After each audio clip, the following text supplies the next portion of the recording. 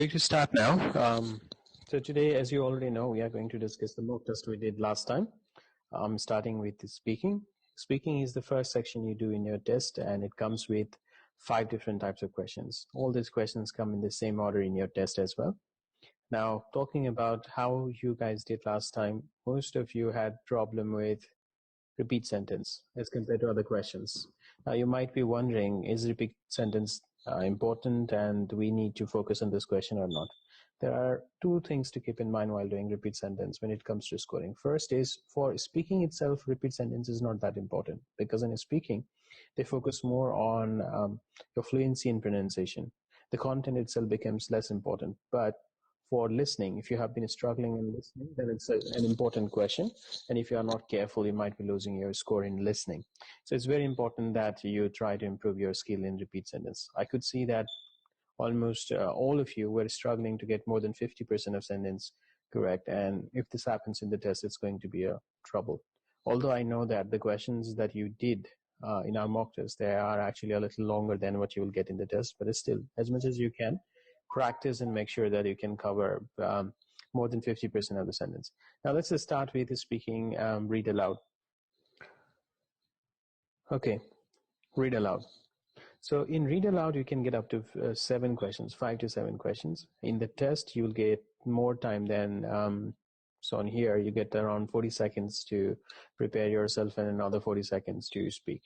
The trick here is in the first 40 seconds you get, you should start reading whatever you see on the screen. For example, right now I can see something on the screen. So if this is a real test, what I would do is I would start reading everything I saw you see there. So I'll do this. The no homework policy of a second grade teacher in Texas went viral last week, earning praise from parents across the country who lament the heavy workload often assigned to young students. The teacher told parents he would not formally assign any homework this year, asking students instead eat dinner with their families, play outside, and go to bed early. Now, first thing that I do in the test is when I'm doing read aloud, I start like this. I just read whatever I see on the screen. While doing this, I also focus on making sure that I can pronounce all the words correctly. But at the same time, if I feel like there is a word which is new for me, or there is a non-English word, or there is a word which can be difficult to pronounce, I think about 2 things. Can I try to pronounce this word without making a mistake or not? I may or may not. Depending on the complexity of the word, I might be able to guess its pronunciation, or I may not be able to guess the pronunciation. Based on what your situation is, whether you can guess it or not, you have 2 options. The first option is ignore the word, as if the word does not even exist. Let's say that I don't know how to pronounce the word lament in the second line. Then I will simply read like this. The no homework policy for second grade teacher in Texas went viral last week, earning praise from parents across the country who the heavy workload. So you may have noticed that I didn't even notice the word lament here. I did not even pay any attention to the word lament here. It's very important because otherwise you might lose your score in fluency if you start doing something like from parents across the country who the heavy workload. Never do this if you're ignoring the word. Don't try to think about it. If you do that, you will lose your score in fluency. The only reason we are ignoring the word here is because we don't want to lose the score in fluency. And in order to maintain our fluency, it's very important that we simply ignore the word. Now, should you be doing this all the time? Of course not. Especially if you're practicing at home or in the class, it's always important that you learn the pronunciation of the word and use this trick only in the exam. You see a word you can't pronounce, think about whether you can guess the pronunciation or not. If you think you can guess the pronunciation, then just make a guess, but by no means you should get stuck there. But if you think that you can't even guess it, then ignore the word and keep reading. So that's for read aloud. Now, of course, I don't need to go through each and every read aloud question here because you can already see the sample response in every question. If you want to find out how to read this, you can simply click on this sample response and listen to the sample answer given here. I'm going to do this for the first question. After this, I'll not do it. The no homework policy of a second grade teacher in Texas went viral last week, earning praise from parents across the country who lament the heavy workload often assigned to young students. The teacher told parents she would not formally assign any homework this year, asking students instead to eat dinner with their families, play outside, and go to bed early. So you can see that the person who was reading this was not a native speaker, and you could perhaps guess the Indian accent there. So the accent itself is not important as long as the pronunciation is clear. This pronunciation was clear enough to get the maximum possible score.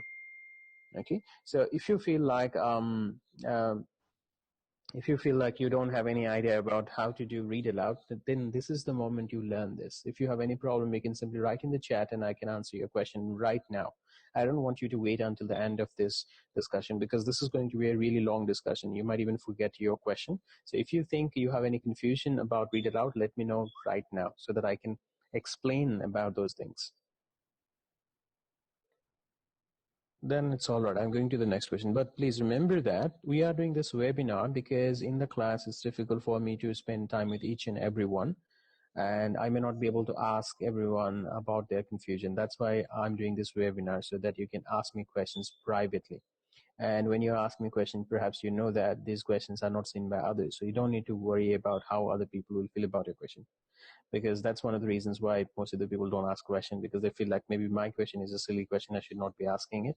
You don't need to worry about that here. You can ask me question no matter what the question is. You can ask me anything. Okay, so I've just got one question here.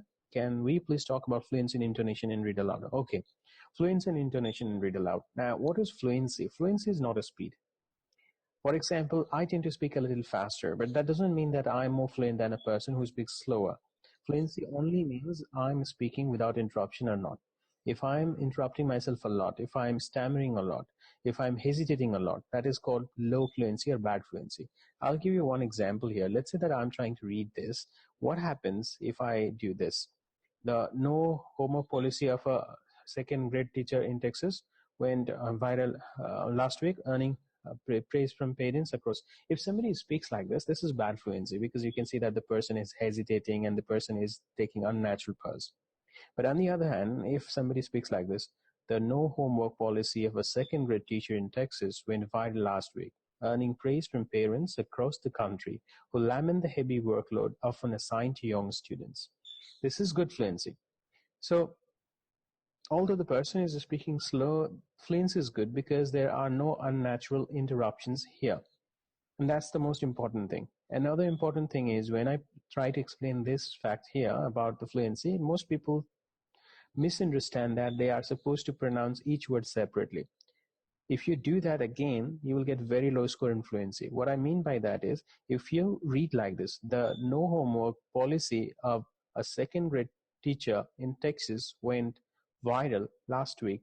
You can see every word has been pronounced correctly, but the problem is it doesn't sound natural, because when we are having conversation naturally, we tend to read out 2, 3, 4 words at a time, usually the words which are similar in meaning. That is the reason it's more important for you to, look at the sentence, see how the sentence has been created, and try to read one meaningful phrase at a time. So, the no homo policy of a second grade teacher in Texas went viral last week, earning praise from parents across the country who lament the heavy workload often assigned to young students.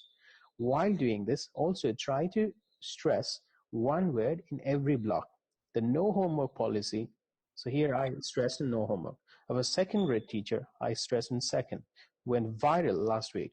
I went stressed on viral, earning praise from parents across the country who lament the heavy workload often assigned to young students. If you speak like this, your intonation will be very good for the test purpose. Your fluency will also be good, and you'll also get good score in pronunciation. Okay, so this is how you do it. If I summarize this, what I'm simply saying is, while reading in read aloud, try to break the sentence into meaningful phrases. Try to read one phrase at a time. In every phrase, try to stress on one word. If you're not exactly sure where to stress, just pick any word, but stress at least one word in every block, and speak as smoothly as possible. If you have made a mistake, correct that mistake immediately, or simply ignore it, but don't start thinking about what to do, because that will reduce your fluency. And you can finish the whole read aloud in any time limit you want. Would you mind to tell me which word we need to put a stress in one phrase? Okay.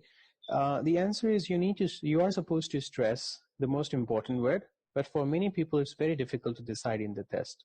But what I have also seen is, as long as you stress in one word, doesn't matter whether that is important or not, as long as you stress on one word in one phrase, one meaningful phrase, you tend to get good score.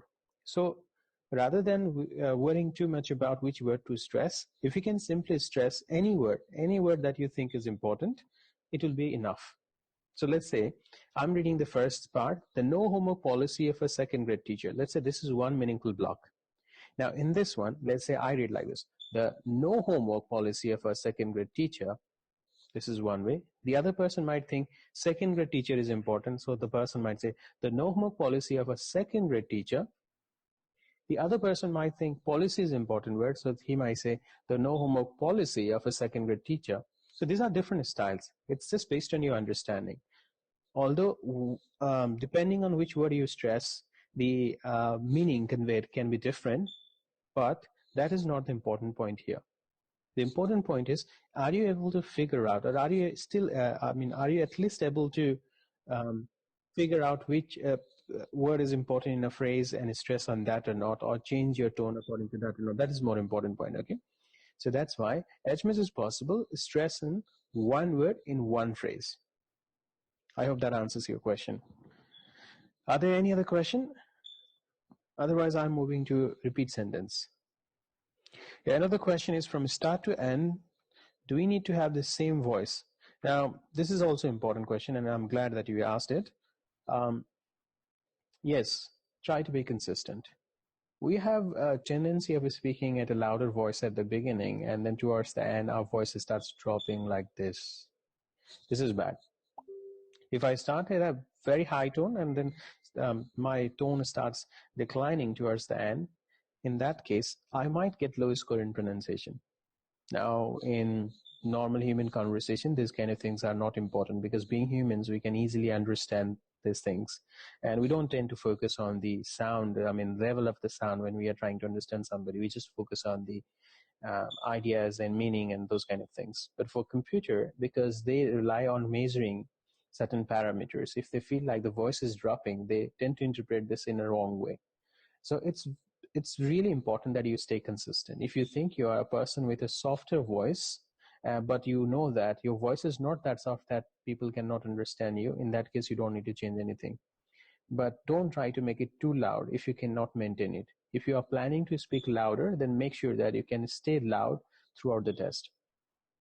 So never do something like this. The no homework policy of a second grade teacher in Texas went viral last week. So if you start doing this, computer thinks that towards the end your voice is dropping, which means either you are going to lose a score in pronunciation, or you might be losing a score in the fluency as well, because they set a minimum level of sound to detect, and based on average what is the intensity of your sound, they set a level, and any sound, any word that you speak out at a lower tone will be ignored by the computer. So it's important that you keep this in mind as well.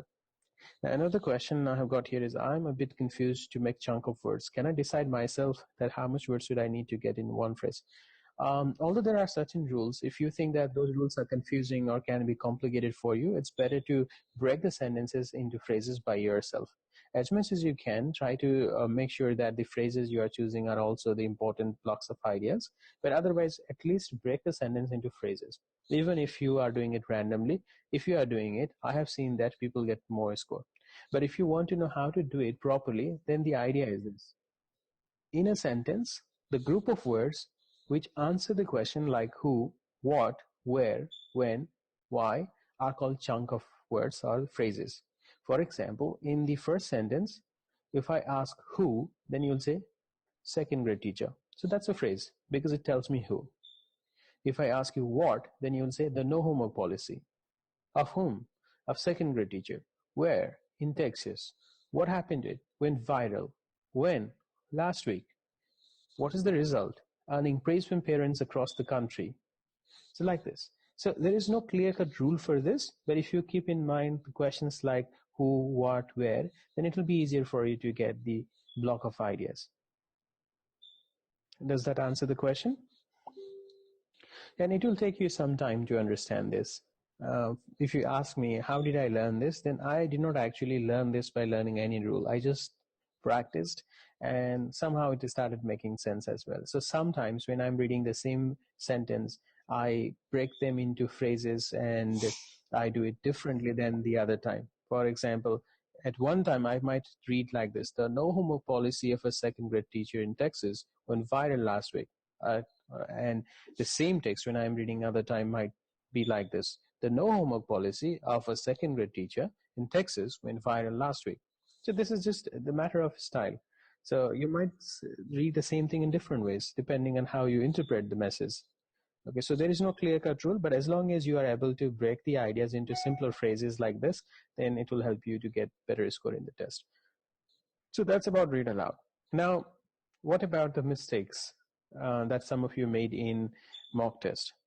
Most often, the mistakes you made in read aloud were not the mistakes of pronunciation or the mistakes of fluency. Most often, the mistakes you made in read mock test were missing letters at the end, like missing S or ES at the end of the words, or in some cases, some of you were stammering as well. The teacher, some of you are speaking like this. If you do this, then you lose a score in fluency. So keep these things in mind and practice as much as you can. Remember, read aloud is very important for reading as well. So you need to make sure that you are getting the maximum possible score from read aloud. This is one of the easiest questions, so of course you don't want to lose any points on this.